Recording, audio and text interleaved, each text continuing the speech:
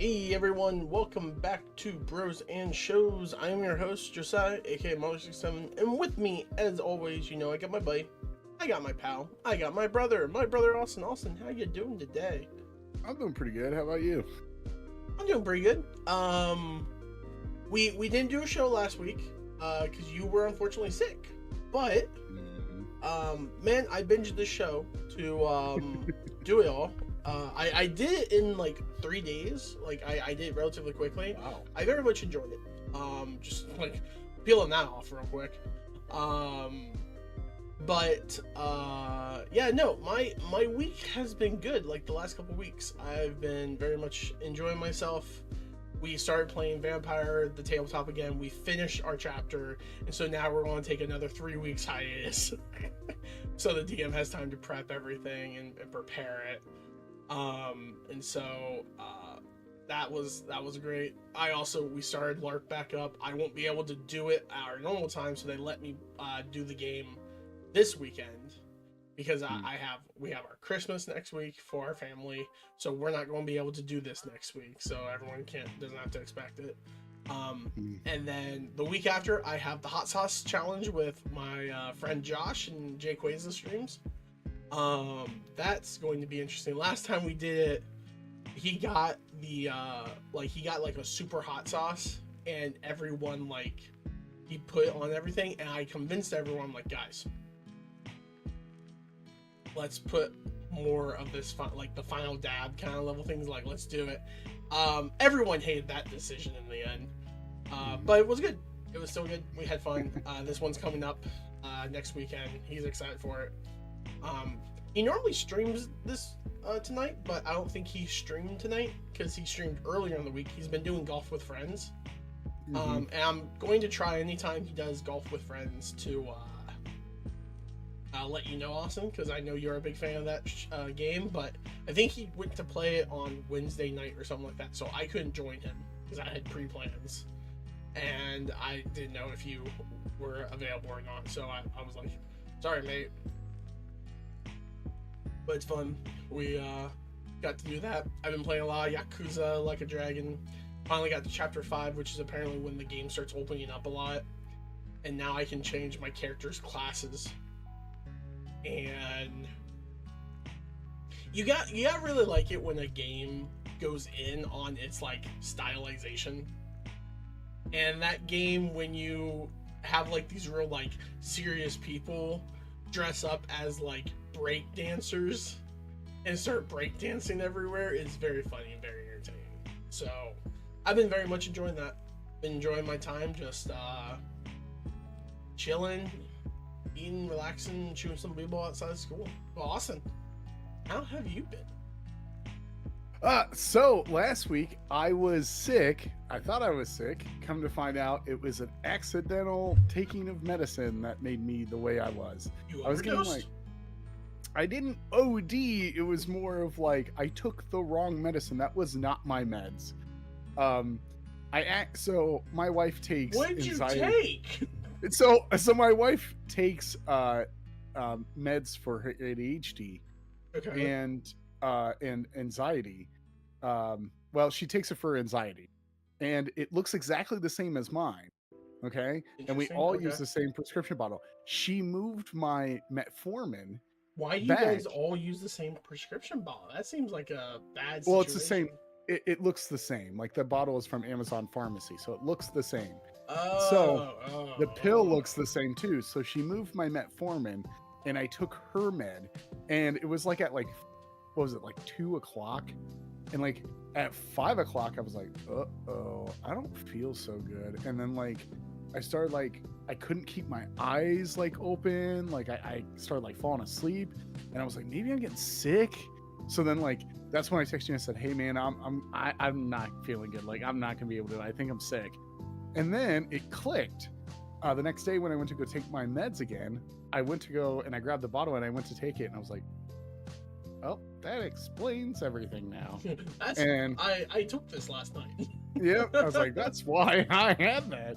And so it's yeah, I'm sorry, I moved your bottle up to the other shelf. And I was like, you need to tell me that. I was like, no, that's my fault. I should read labels and know. That was my fault. So I'll be honest. Mom and Dad always had like different colors for all their stuff. That's probably what you guys should do. Yeah, like, we just probably. because you guys have the same one, you guys need to either get Mom to come by and like with her little paint set and just paint it or something, or just buy like a different color one, because that seems like a disaster waiting to happen. Like, imagine if you took like birth control pills or something like that from hers, and then just like, what the freak? I don't know what like Sydney takes. I just started naming off random pills. But no, so that's what happened to me last week. Had a bunch of cool stuff that happened this week. A lot of cool things. Come to find out that our company is expanding. They're building a bigger school. That's good to hear. They're super excited. I have another surprise, but it will be during your birthday. That happened, and I was like, I'm gonna reveal it to everyone on your birthday, what it is, which is great. I hate that. Oh no, you'll like it. You'll like it a lot. It's not for you. I was joking. It's not going to be for me on my birthday. You're making this about yourself. No. I'm stealing your thunder. No, so like, I've been dealing with that. A lot of things have been going on with like the whole foster care that I do, and the kiddo that I take care of, he had a visit with one of his parents, and the last visit his parent didn't make it, said he couldn't make it. And I felt so bad for him. This week, his parent showed up, and they haven't seen each other in like 2 years, and it was great to see them like interact and talk, and like that it was like genuine love, and it made me feel so good, and it made me like be like, yeah, great.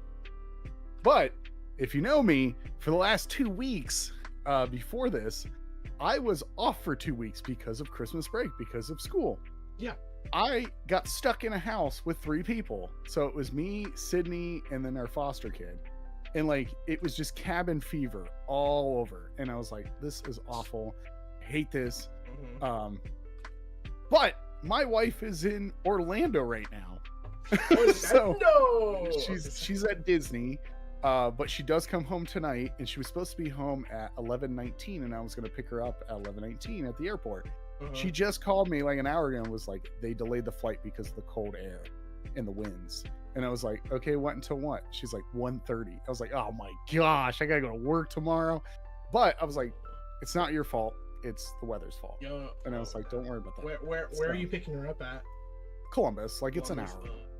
Yeah, so it's an hour down, hour back, so it's like 2-hour drive. But it's been a pretty fun week, pretty cool stuff that's been going on, having a lot of fun playing games. Like, so you gave me that Steam link, and like I started like using it out there to play like Jackbox and whatever. But lately I've been like playing a game that I loved, and I wish they would make a sequel for, because it's just GTA, but you're a shark. So Maneater is a game that I love, and it was on sale for like $3 or some odd cents for the Steam sale. So I've been playing that, and I was like, oh man, I really like that. And I started playing, and I realized I was like, wow, I actually like sitting in a comfortable chair. Like, nothing against a computer chair, nothing against it. I am just to a point now where I want to be so more comfortable. This doesn't feel comfortable to me. Here's the thing, Austin. I am 100% right there with you, because even though office chairs are fine and I can sit in them for a long, prolonged time, they are still office chairs. Yeah. I would love a nice big recliner as I play my PC games, but that's taboo apparently. So I was like, I'm gonna change my setup here. So like, I'm getting rid of the desk here, like in a couple of months, and I'm gonna mount my monitors on the wall here, and I'm gonna get like this big beanbag, like huge chair.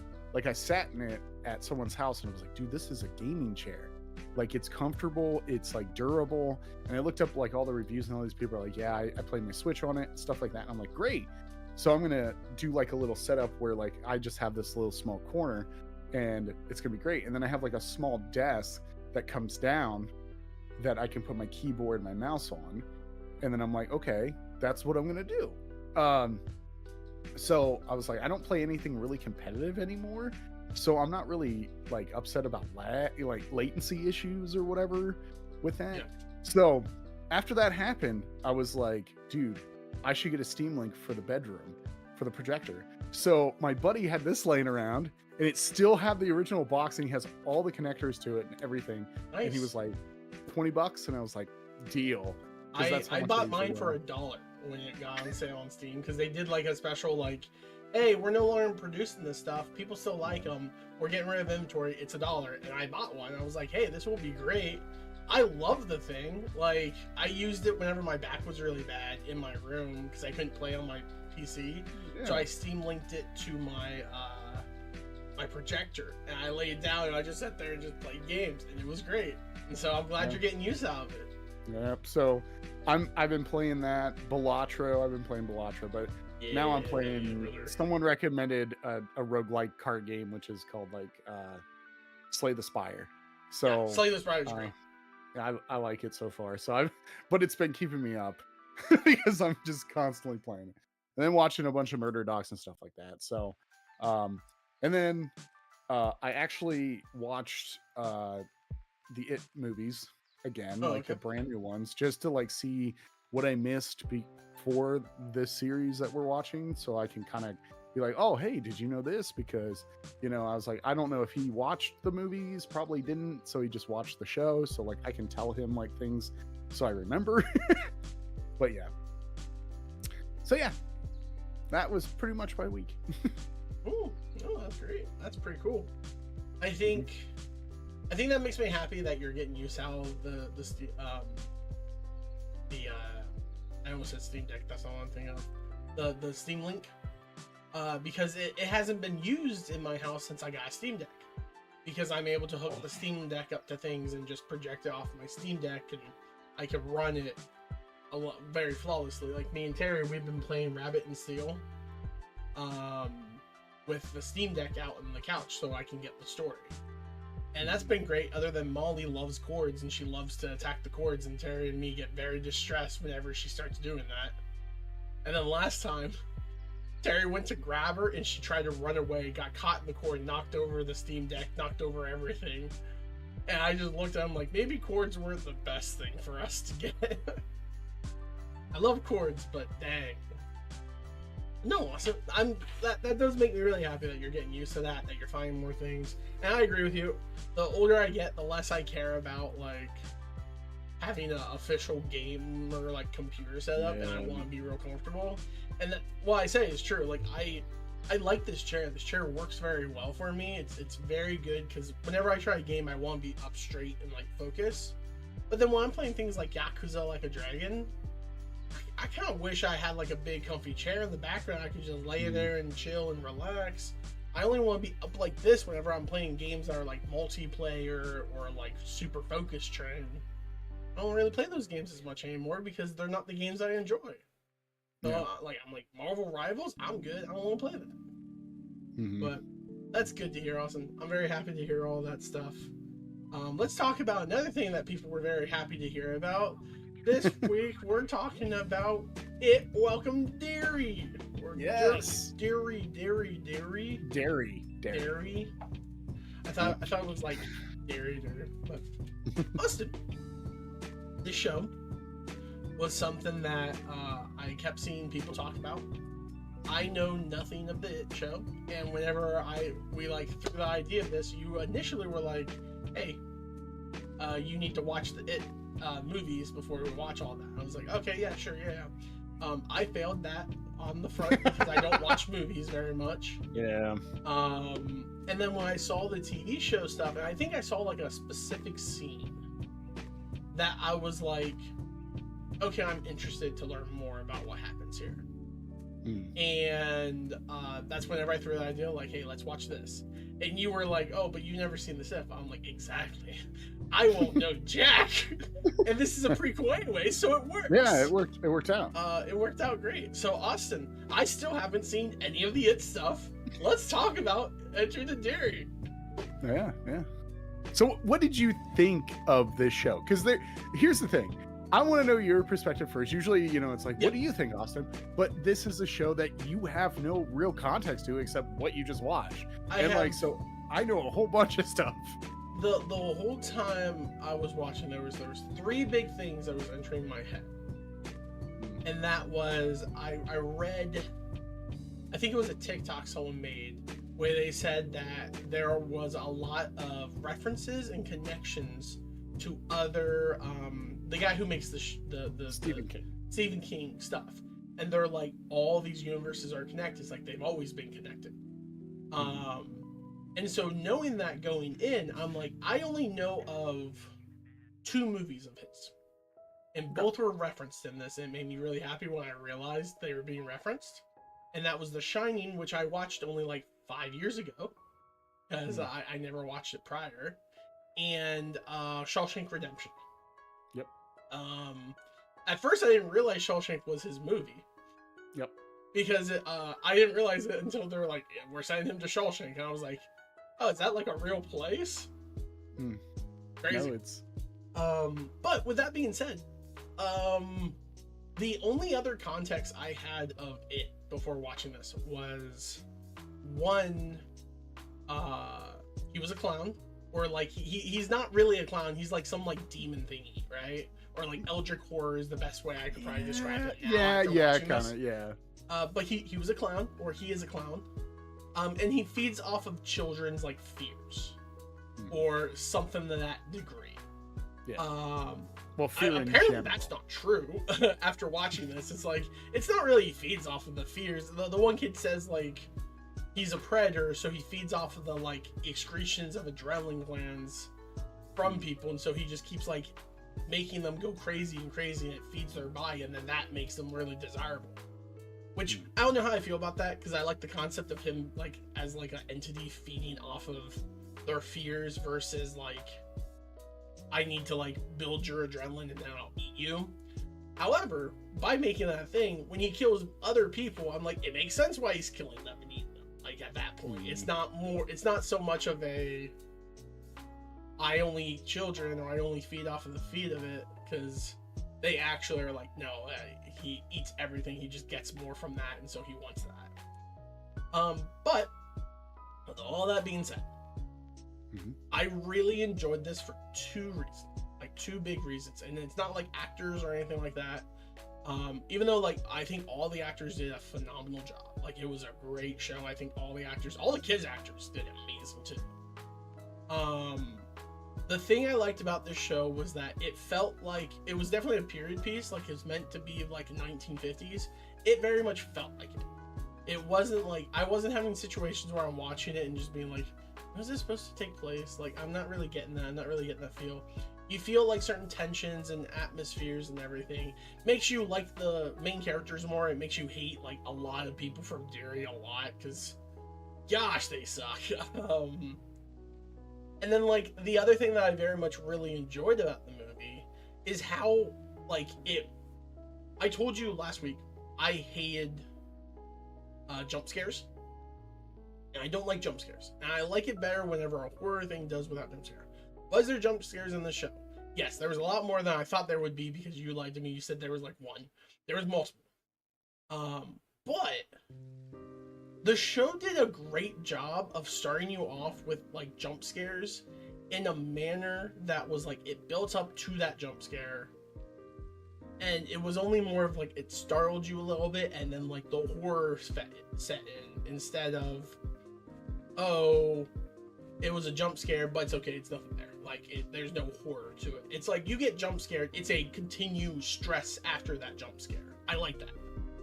I always hate like the cliche horror thing where like you'll get jump scared, but it's just some dude like touching your shoulder and be like, what are you doing here, kid? Like, that didn't pay off, nor did it make me enjoy that at all. So congratulations on just making me not like your little jump scare you did there. But yeah, I very much enjoy it. I like the little solid like creepy stuff that they did through the whole film, or the whole movies. There was multiple things in the movies, multiple things in the show. I keep calling it movies. In the show, that I was like, what? Why are you doing this? This doesn't make any sense. This is kind of stupid. But, you know, I do that with every show I come by, like, because I just like to nitpick things that I get frustrated at. Austin, what'd you think? Like, I don't know what you like in comparison to like you watching the movies. Do you think the show did a good job of like being a sequel? We find out at like the end of the movie that the one girl is the mom of like I guess a kid from the movie or like a kid later on. Correct. He's Richie. Yep. Did you know that the second you started watching the show, or was that like a reveal at that time too?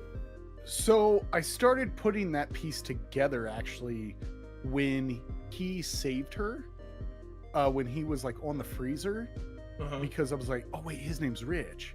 I was like, oh man, she's Richie's mom. She names her kid after him. Because I didn't catch that. I didn't know what his son name, her son name was. I guess like he showed like the picture of him, which looked like Finhart. That's why I thought to myself. I'm like, wait, is that? It's Stranger Things. Was that Stranger Things? Like, what are you doing this? Yeah, Wolf Finhart was in the first part of it. So perfectly cool, Mom. Welcome here. Mom said that she's a little late, but she's here. I'm like, thanks for coming. Hello. Yeah, keep going. So this show did something that I've been wanting from the books in a long time, and it finally did it. And was it different than what it was in the books? Yeah, I could see. I saw that.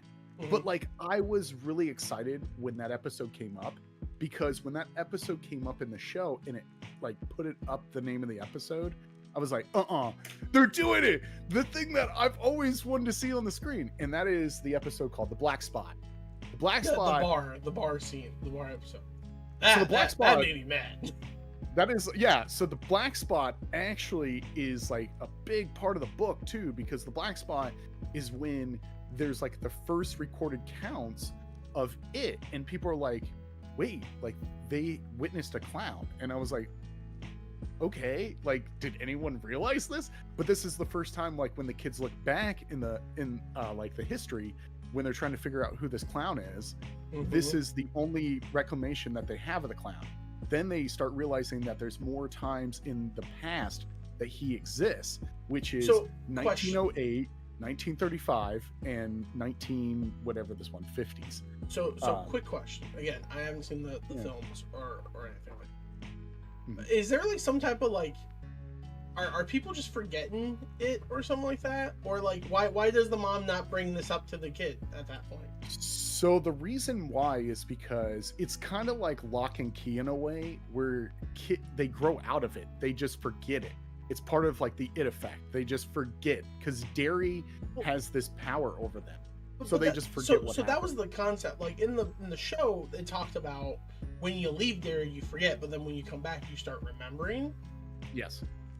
Is like the Finn's character in the movie, are they moving back to Derry, or are they just living there? So they're still living there because the reason why they're still. Why does the mom remember? Well, so the mom doesn't remember because of one thing, and that is the deadlights. So that is the difference. Okay, so the part where like it opens up his mouth and then those kids go, oh yeah. Oh, is that what that's called? That's called the deadlights. It makes them dead. It makes them have a connection with it. Okay, the people that stay in Derry in the book in this don't have that connection. So the only person that does is that crazy psycho lady. Okay. Yeah. That ends up in the mental institution, okay? Yeah, the one who's he takes the form of her dad from like all those years back. Because she has been deadlighted. So she still knows that it exists, but she's mentally unstable. So she gets put in Juniper Hill. Don't remember how she gets put in Juniper Hill again. But the end of the show, she was found dressed up as a clown at the place where a bunch of people were murdered. No, not that girl. No, that was her. No. I'm talking about the little girl that ends up. Oh, the first girl. Yeah, the first girl. Okay, so she's the one in the future at the end of the series that walks in on the girl that's crying over her mom hanging. No, that's the it girl. That's the clown girl. Because it ends with her being in the chair, being like, that's not like she's like freaking out, and they put on the radio, and it calms her out, and then it cuts to a couple years later, and she's painting the clown that she did. Right. And then she walks over. Okay. I'm not crazy. I did catch that. Okay, yeah, I totally didn't catch that. So the little girl that was crying, and she looks back at the camera, you know, and she's like, you know, and she says, no one's really dead. Dead. Yeah. Okay.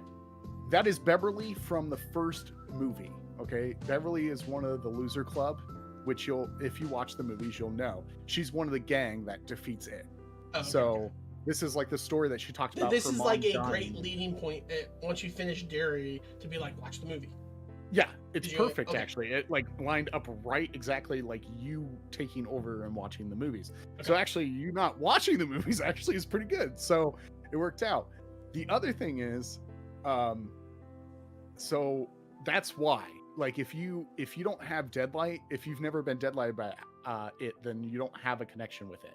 So you just kind of forget. So most of the people that do that, they just stay in Derry because they don't understand that like it still exists. Yeah, they're just like, oh, okay, that makes sense. That makes more sense. So, well, question then: didn't all the kids technically at the high school get that?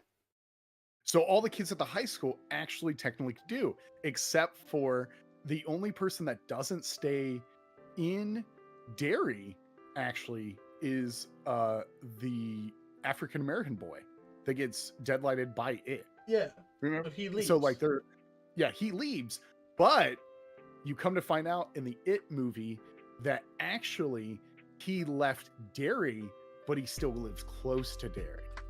Okay.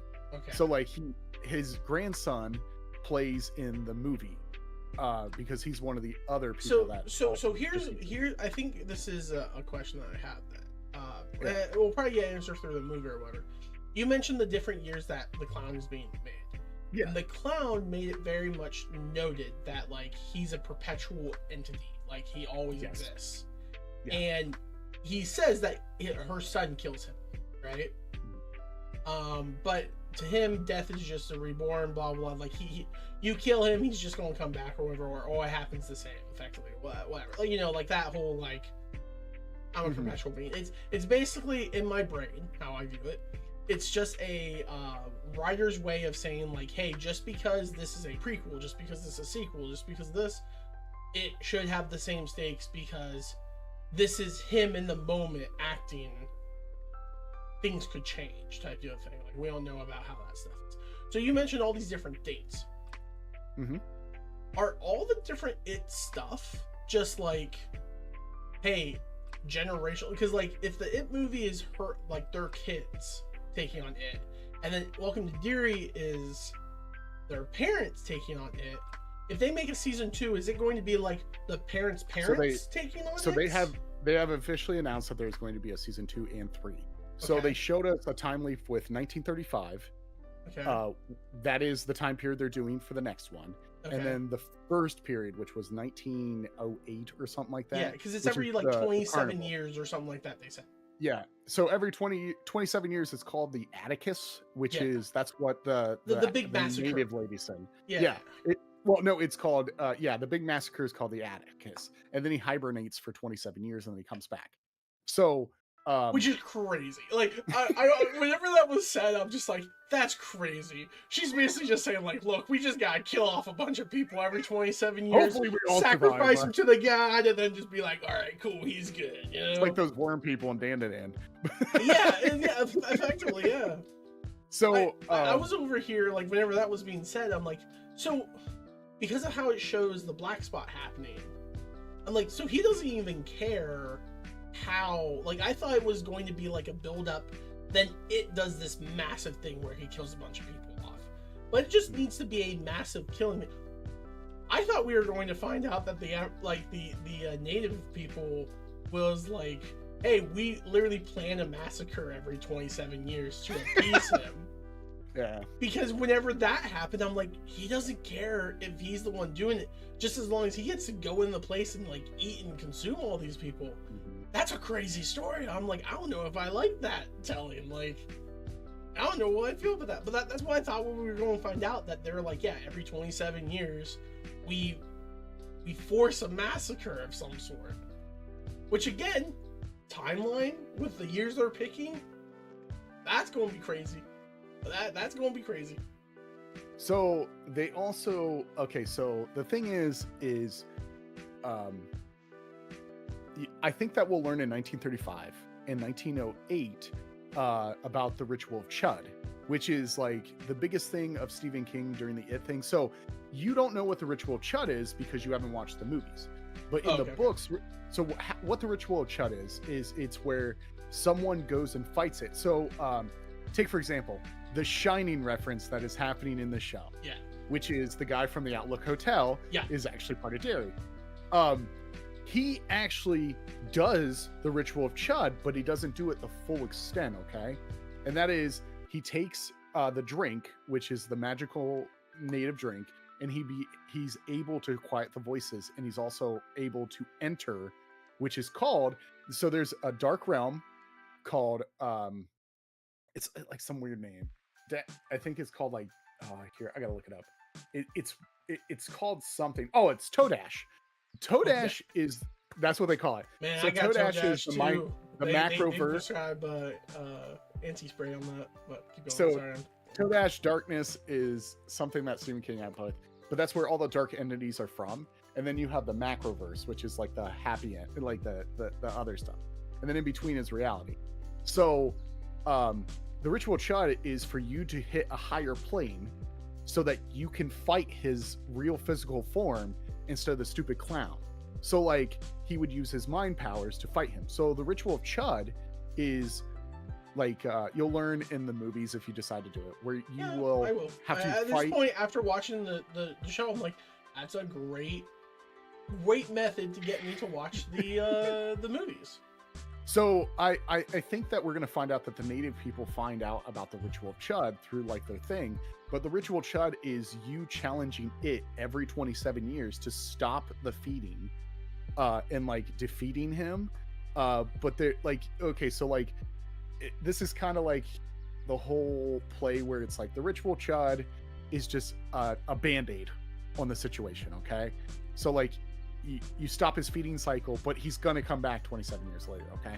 So it's like, not really you stop the feeding cycle, you basically just like hold him off for one cycle, effectively. Yeah, so pretty much what it is in the book it talks about how they go into the realm to fight his original form, and they use the ritual Chud, which is when Pennywise manifests himself inside of your mouth, and you have to like deal with riddles and stuff. And you have to, it's kind of like, do you remember Sandman where he goes to hell and he has like that battle? That's exactly what's going on. You have to outsmart it. Okay. And that's what stops that. That's called the ritual of Chud. Which in the book, they go into more detail with that, but also the book has a lot of controversial stuff. Some very problematic stuff. I'm aware of the crazy thing that they do in the book. So let's take it back. So I'm guessing like we're gonna learn about the ritual Chud in like the other two seasons, because that's what they're planning on doing. Because they do every 27 years, which is when he feeds. The other thing is what's interesting is some of the references that were going on in this whole show that like kind of blew my mind about it. Okay, so like one, we had The Shining. That was the biggest one. Which I didn't pick it up. It was him until after the I think it was the whenever they find the initial stone or something like that. Oh, okay. And I'm just like, oh, he's using like mental powers. And I'm like, that seems a little like supernatural for a horror film or something like that. And then how it was doing, I'm just like, well, The Shining's part of this universe, right? Is this just The Shining? And so what I did is I looked up The Shining, and I saw that actor's name was like Holloway, and I was like, oh, so that's the same guy then. Yep. And then it was confirmed, like it was fully confirmed for me at the end when he's like, yeah, I'm going to a friend. He has this place that London hotel, that I can cook for. Well, how bad can a hotel be? I'm like, bro, you don't make it out of that hotel. Well, once he got on screen, he said his name. I was like, yeah, I didn't remember because I know it because I'm a Stephen King fan. So I'm like, oh my gosh, they brought in The Shining. So they kind of like intertwined a lot of his universes. So it's always been there was a reference. There was multiple references to the Dark Tower series. which is Stephen King's other big book, because the pillars that we talk about are part of the pillars of the Dark Tower, which, well, I'm just not going to get into that. It's just way too don't worry much. about that, because like whenever we were going to LARP, I brought it to Derry, and like the two pastors with me, Marcus and Kennedy, they're fans of it, and so they started like talking about some things, and then they mentioned the Dark Tower series, and they're like, it gets real weird, it's real crazy, but it's connected, and like there's things in that. And I was talking with Jordan about it as well, and he's like, you should talk to Terry about Stephen King, because Terry's a big Stephen King fan. I'm like, I don't know if he's a big Stephen King fan or if he's a big Dark Tower fan, because I remember him having the Dark Tower books. I don't know if he has others of his series as well. So I know the Dark Tower is a thing. I don't know what exactly it is, but I understand it's all connected, because you like learn about, because that's the other thing I do know, is that like the turtle's a god or something like that. Like a turtle's a god, and that's apparently told in the Dark Tower. And then in the show, the kid gives the one girl a little necklace of a turtle, and I was like, hey. Well, no, so like the turtle is a reference everywhere. So that's the being that's everywhere. Because also, what is the school mascot? Oh, it was a turtle. Yeah, I didn't think about that. I'll be honest, I didn't realize that was the school's mascot. I thought that was like a kid just trying to get kids to like be prepared for when the nuclear bombs dropped, or drugs. Like he was a mascot for that. I didn't realize he was the school mascot. Poor kid, he didn't deserve it. He got bullied hard, and then he still got taken away with the. What was really funny, I don't know if you remember this episode of The Simpsons, but so I was watching it out here, and my foster kid loves horror. So like he was like, hey, can I watch it? I was like, yes, you can watch it with me. So we get to the part where like he enters the native kid's mind, and he's like, what's happening? I was like, shh, the shunning. And he was like, I was like, so we don't get sued. Like, you know? And then he was like, what's that? And I was like, oh, it's the Simpsons. It's actually Chinese. I do recognize that. So, but we had reference to Shawshank Redemption. We had reference to The Mist, Stephen King's The Mist. Because because at the end with like everything. That's what I'm thinking. Well, it was like a storm. It wasn't really like. I did catch. I don't know if this was like intentional or if it's true. But where they placed the like obsidian stone. Like in that tree that's underneath of the one place or whatever, right there, right? Yeah. That stops it, and then he has to retreat from it. Is that a reference to Shawshank Redemption in the end, where he tells the dude to go and get the buried treasure under a tree with a black rock that doesn't look like it should be there? Yeah. So that is the tree. Which whenever that tree showed up, I was like, oh, okay, that's a weird spot for them to pick why that has to be it. And I guess that's just at the edge of the forest. But I also love that because that's the tree from near our hometown. Yeah. If that's it. So the other thing that I wanted to bring up is, so we actually got a sneak peek at season 1 and 2. Okay, I mean the next 2 seasons. Okay. In the intro of It Welcomes to Derry actually shows what the new 2 seasons are going to be. Okay, so there's one about an Easter egg hunt. Did you see the rabbit like on fire? Yeah. He was on fire. That is the first feeding, and then the second one, which was the gunner dude shooting up everyone. Yep. That was the massacre that happens. So those are the 2 big feedings before the Atticus or whatever it's called. Okay. So they kind of referenced that. I saw that and I was like, oh, okay. So they're referencing that. What's very interesting is,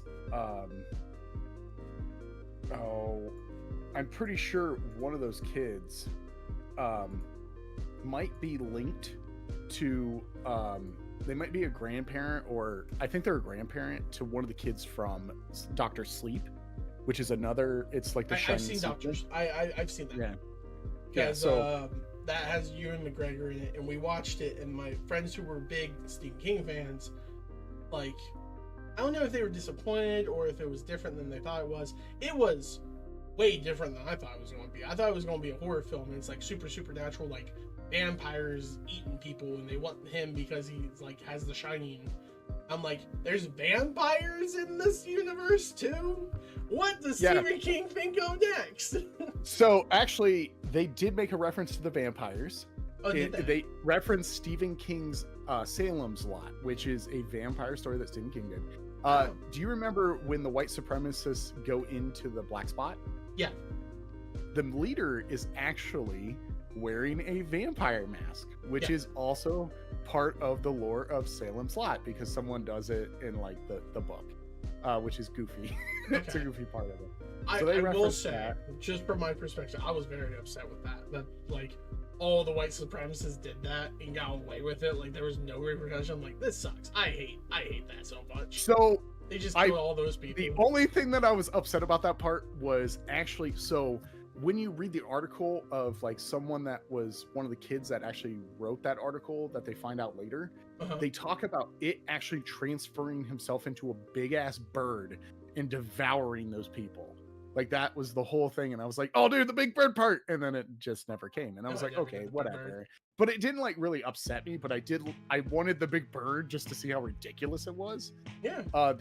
The other thing is there was also another reference to Salem's Lot, because the white supremacist guy goes in and he's like, give me what I want and I'll go away, which is a huge phrase from Salem's Lot, because the vampires constantly say, give me what I want or now I will go away. And it's like pretty much like, I don't know. I thought about doing Salem's Lot for a while. The other thing is it's also a reference to another Stephen King book, which is called Storm of the Century, which is the first book and first TV show movie that I ever watched when I was a kid with my babysitter Sheila. And that's what got me into Stephen King. I was like, all right, this guy's pretty scary. But you can tell that there's a lot of reference. They also referenced another Stephen King. There's so many Stephen King references in this. Because actually too is I didn't know until they kind of like described this, the shards that are coming from that ship that he was brought on in the pillars, meteor thing that he came in. Yeah. Okay. So that meteor thing, I didn't know this, but like in part 2 they show that and I did not notice it. I was like, oh, it's just where he landed. I did not know it was a cage that he was being consumed in, that they were trying to get him away whatever universe he was at before, and they found a way to time. But they also referenced that if you use the dagger and if you don't know how to do it properly, you become like mad and crazy. So like that's why like those girls, when they grabbed the dagger, they were going crazy. They were like trying to fight it to do thing. Yeah. So yeah, there's a lot of great references in this show. I loved every minute of it. It was great. As a Stephen King fan, it was great. For someone who never saw the movies, I think it did a great job of having like craziness, but also like mitigation of I can't sink my teeth into this because it's just too weird, or like I'm not getting the source material. It very much felt like I was getting. I think it helped so much because the concept of like these kids dealing with something they have to learn. I don't know if that gets like really repetitive in each showing, where like the kids go through the same thing where they're like, we're getting hunted by this thing. What's happening? We have to kill this thing. Oh no, it's feeding off our fears. Let's kill it. It's kind of like the same thing with like whenever we watch like Only Murders in the Building or like murder mysteries, where it's like there's a pace to it. It's like they find the murderer, they find the person, they think it's the murderer, it's a red herring. Then they get more information, they think they're the murderer, then it's a red herring. Then they get more information, they find the true killer, they catch the killer. I'm like, I don't know if that's a repeat for the kids of like, oh, they get scared, they're freaking out, they think they're crazy. And it's like they get scared again, they find out it's real. They get scared again, they realize that he's feeding off their fear, and so on and so forth. But like I enjoyed the show greatly. I think it was really well done. My big hang up with the Black Spot episode was how like they told the people to leave and no one followed them out. I'm like, why would you just let them leave the place and not make sure they leave? And then they apparently had the time within like 2 minutes maybe to lock up every single entrance and gas the place to light it all on fire And I'm like, how would they not hear, one, the doors being chained up, two, gasoline being thrown everywhere, and then like the car's not leaving? Like, so they didn't really so they didn't really explain that in the show like they should have, because in the book they talk about how they backed up the trucks to the door, and then one of them went in and then said the things and then backed the truck up. And the thing is they didn't douse that place in gasoline. They use a Molotov cocktail and throw it in. Yeah, I saw them use the Molotov, but it's like that place was a mix of metal and wood. Like, it would not have caught fire like that. So that is actually, well, no, it would have, because that wood is so old and dampened. Remember, they talked about it when they walked into the place. So like, this place is old. It's awful. It's only made out of wood. Like, it's just not. It's too old of a place. Yeah. No, I get that. Like when we burn the barn stuff. it's still one of those things that it's just like. Yeah, no, I get it. They like blocked the doors somehow. They also knew all the doors to the place as well. Yeah. You have trained military people inside the building with cover fire, while the people outside are just standing there. I'm like, how are they not like sniping them quickly? And I'm like, I don't know. It had too much like situations where I'm like, they're getting too like taken care of here. I don't like that. It felt like they were just getting one side.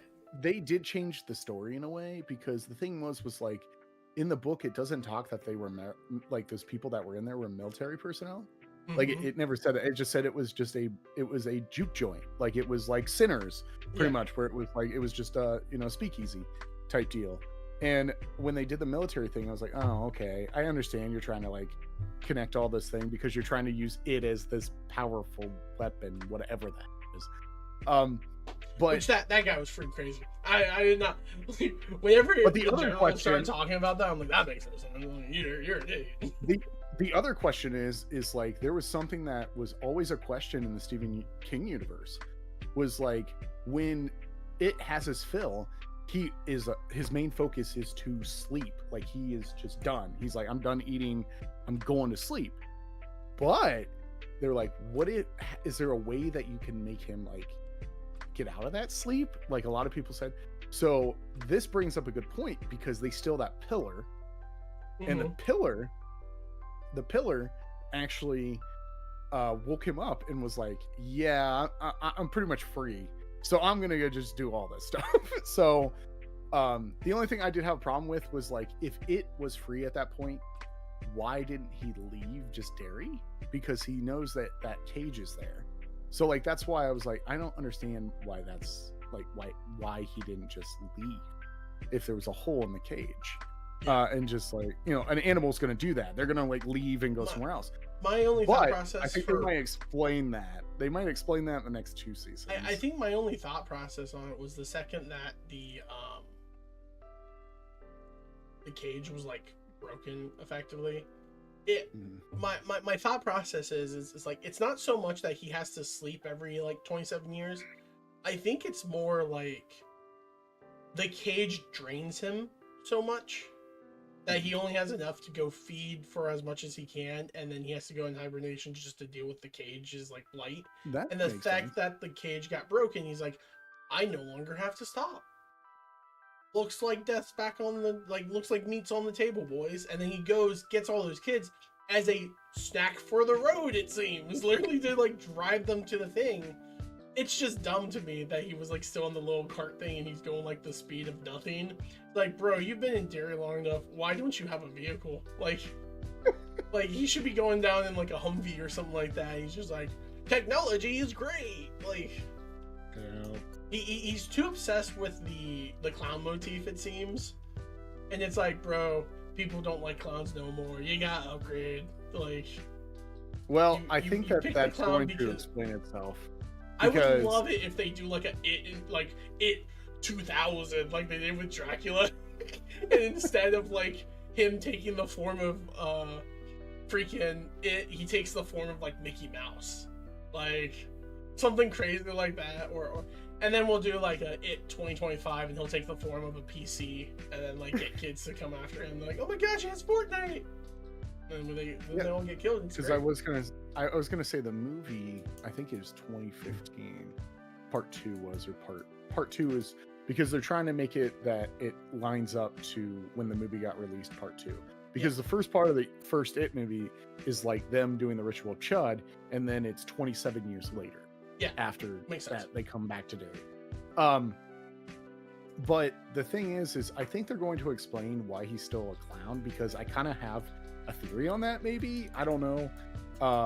But the other things I wanted to talk about too was, do you remember the part where they find the car that's been like beat up and everything? Yeah, that is the 1908 thing. I mean 1935 thing. Where really? I thought that was how they linked that. I completely thought that was the family from the beginning of the show. No, that is that. So there's also, when you go to watch this movie, if you get around when you get around to watch it, you're gonna see references in it. There's a couple things where you're like, oh wait, hey, that part of the show now. Because I started rewatching it. I did not get through it, but I kind of like did a synopsis of it. But I started realizing that it is actually, sorry, I think my wife is calling me. She is. Sorry, she's supposed to come on a plane now that might load at 10. They just announced. Okay. So they're going to be leaving at 10. Yeah, so they might be here at 1 instead, or like midnight actually. Sorry. So back to what I was saying. So that actually is referencing what season 2 is going to be, 1935, of the gangster shooting thing. The other thing I'd like to bring up is the funny reference that I put together, and then I was like, is that really who I think it is? So of course, Stephen King likes to be in his own movies. Okay.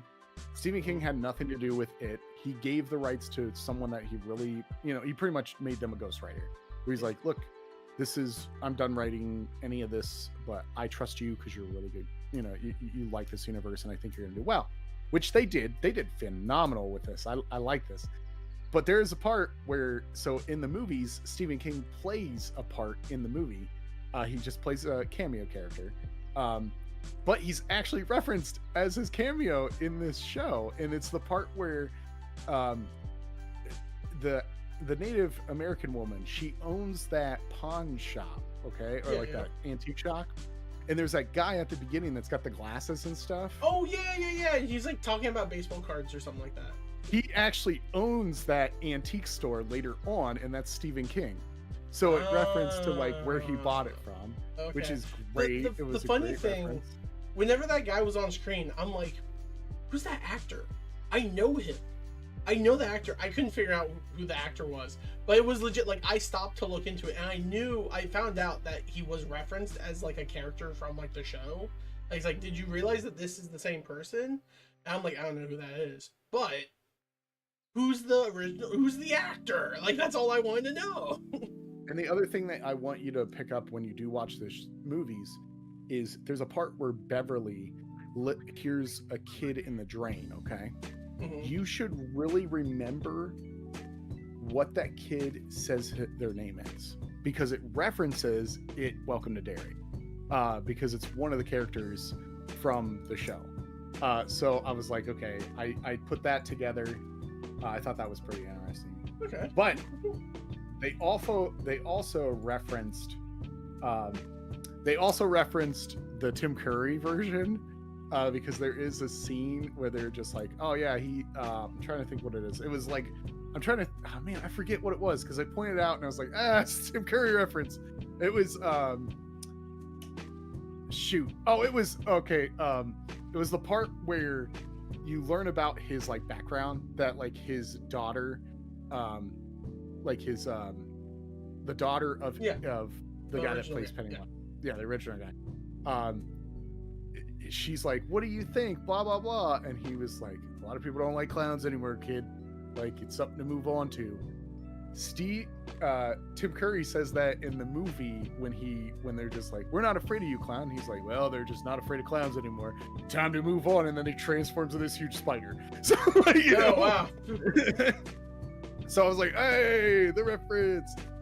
But yeah, this was just a Stephen King reference show, and I loved every minute of it. I think they did really well. I'm excited for season 2 and 3 of the show, so I'm super stoked, because I loved it. I thought it was great. Cool, can't wait for another season. It has it's not as slow burn as I like. I very much enjoyed like Midnight Mass stylization of slow burn, where it's like 4 episodes in, there's crazy things happening, you sense there's crazy things happening and stuff. It had a little more jump scares than I liked, but the jump scares felt earned enough that I was like, I don't have no issue with this. I'm still confused by the family in the very beginning. I'm not going to look too much into that. That probably is a reference to something else. So that's just great. I seriously did think that was a family that was found later in the mud, and they're like, "What is this? Like, we just found this family," and like they don't know that they were all like cannibal children thing. I don't know what they were. I assume they were vampires, is what they were. And then like she gave birth to a little demon baby, and I was like, that's crazy.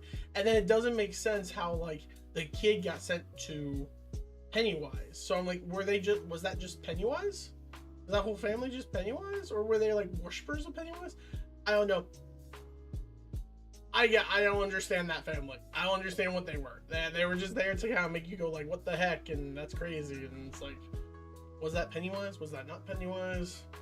Why does that baby come back in the movie theater? And it's like, I don't know. Yeah, I just don't want to spoil it because I'm pretty sure they're going to explain that in season 2. Cool. Season 2, they'll probably explain it. That's good. I like that. But yeah, like I enjoyed this. I thought it was great. As a Stephen King fan, it was awesome. And you know, the thing is I think we get another Stephen King adaptation this year that I've been waiting on for a long time, and that is Mike Flanagan, which you know him from Midnight Mass. I know, man. Mike Flanagan is doing a Dark Tower series. So it's supposedly in the works, and it's I think they said that it's almost done with post-production. So I'm excited about that because Mike Flanagan. He's a big fan of Dark Tower. And that'll be something we will watch because I do love Dark Tower. Dark Tower is one of my favorite books. It is crazy. It'll be great to watch another show that I'm like, I don't get any of this stuff. Austin, please help me. Yeah, it was kind of cool. But what's really funny is when that show comes out, you'll see references from it. You'll be like, oh, okay. I mean, that's probably like I said, I've seen. I almost said Stranger Things. That's not. I've seen The Shining. I've seen Doctor Sleep, and I've seen Shawshank Redemption, and those had references in the show. And now that I've seen this, I can probably. Seen The Mist. Yeah. I have, but like, I don't really get a lot of connections with The Mist here. Currently. Well, I think you've watched a lot of Stephen King movies. You just don't know that they're Stephen King. That's a high probability. Like Green Mile is a Stephen King book. Yeah, but that has nothing to do with this, right? Like, we're not going to see like some guy like. I mean, I guess makes sense because there's also a part where he like lets out all the locusts and all the flies from the evil. So I'm like, So that Misery is another one, but that you know what Misery is. You know what Misery is. Because they've made references to Family Guy. I know of Misery because I think like Dad liked it or something like that, and there's like the whole like author gets kidnapped is like the whole thing, right? James Cam and whatever, the Bobby Boucher's mom, and then Stand By Me is another one. I've never seen that. I think you would like that. It's a coming age film, pretty much. But Stephen King does a lot of movies that are not really horror. Like they're just like that. Like you don't know about Salem's Lot. Pet Sematary is another one that he did. Like there's a whole bunch of Stephen King stuff that he's done, and you probably have watched it. But I'm surprised because I thought you would jump on the whole thing about Tim Curry like playing it. I thought you were gonna be like, that's the first one I'm watching. But you're like, yeah. Well, that's the thing, right? After watching like Rocky Horror and like other things with Tom Curry, I'm like, I like Tom Curry. I think he's a great actor. I very much enjoy all of the stuff he is, like in Clue and everything. And so of that was on the list of things I wanted to watch, but I wasn't like it was just something that I'm like, I won't watch it, but not like it. It's the same issue that we had before we started this podcast, Austin. It's like, it's on the list, but unless I get forced to watch it, I'm not going to think about watching it. You know, like, you went for like 3-4 years trying to get me to watch Breaking Bad.